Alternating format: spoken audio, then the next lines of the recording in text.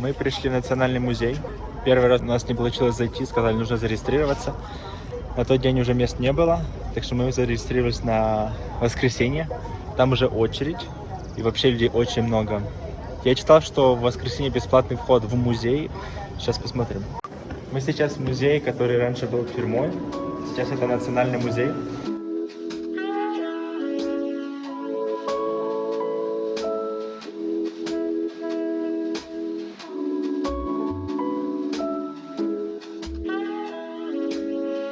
Если коротко про Национальный музей Колумбии, то это традиционный музей с множеством экспозиций, которые помогут лучше понять страну и ее культуру.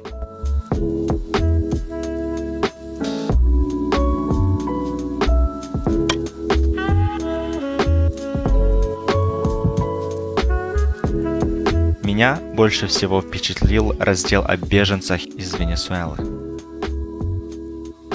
А здесь, как я понимаю, показаны взлеты и падения двух стран. Ведь когда в Колумбии был экономический кризис, все хотели переехать в Венесуэлу и искали лучшую жизнь именно там. А теперь, как вы, наверное, знаете, все наоборот. Более 1,7 миллионов беженцев переехали в Колумбию в поисках стабильности. Также было приятно узнать, что после просмотра сериала «Наркос» мне были знакомы некоторые политики, которые вели активную борьбу с наркотиками. А еще я знал про группировки, которые держали в страхе всю страну на протяжении 50 лет. Так что, если смотреть правильные сериалы, можно даже подучить историю. Вот эти вот ворота напоминают о том, что здесь была тюрьма. И здесь, так понимаю, были клетки для заключенных. Что ж незнакомое. Вот это ты не знаешь? Серьезно? Твоя любимая страна? Блин, а что это? Расскажите, что это Индия. Виталик!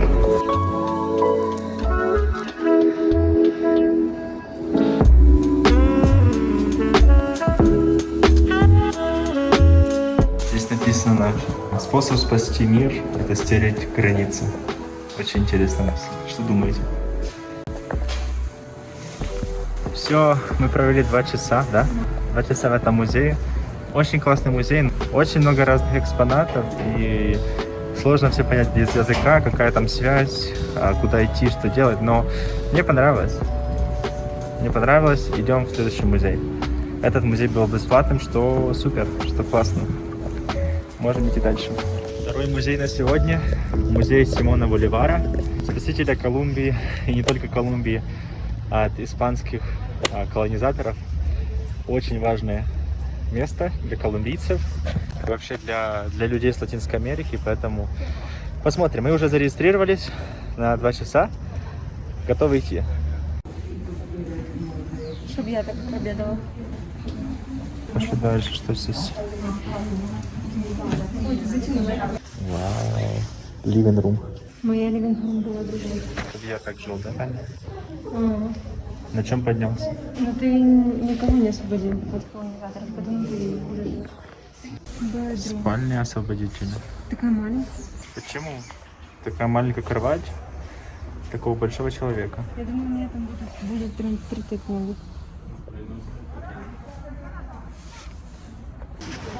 А, ты все это на марокканской Украине, да?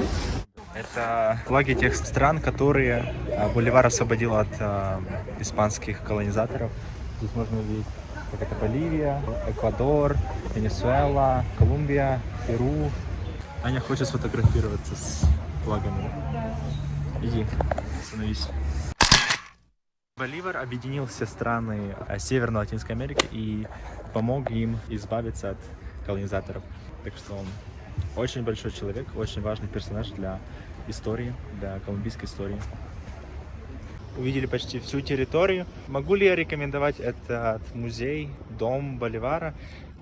Да, но это такое место, в которое просто заходишь, смотришь, гуляешь 15-20 минут, восхищаешься, удивляешься всей красоте и идешь себе дальше жить. Так что, если это воскресенье и бесплатный день, супер. Пришли, вышли и радуйтесь жизни. Здесь тоже есть парк возле дома, и здесь классно погулять. Может быть, в будние дни здесь меньше людей, и можно насладиться тишиной и одиночеством.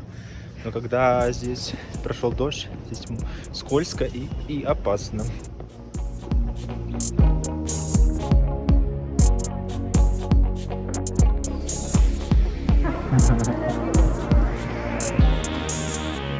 Мы уже сделали резервацию в этот музей тоже.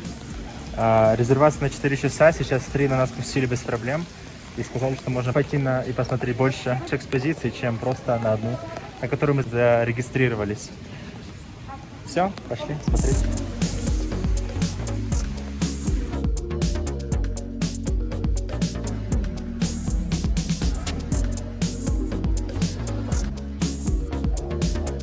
Этот музей называется музей Ботера. Это художник, который рисовал все вещи, людей, всех немножко с лишним весом.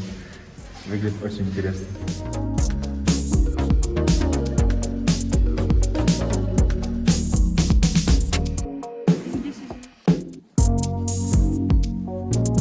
Какая женщина. Можно с ними фоткать? Да, с тобой.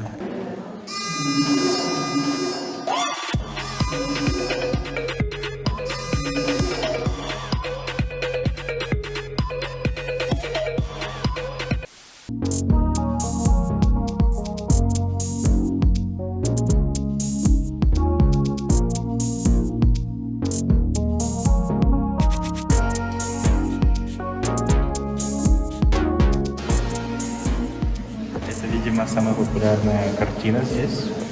Толстая Монна Лиза. Возле этой картины все фотографируются. Но мне вообще здесь нравятся почти все картины. Очень классно. Стиль очень интересный. Таня тоже хочет, чтобы ее сфотографировали. Как нарисованная картина. Толстая? Как реальность.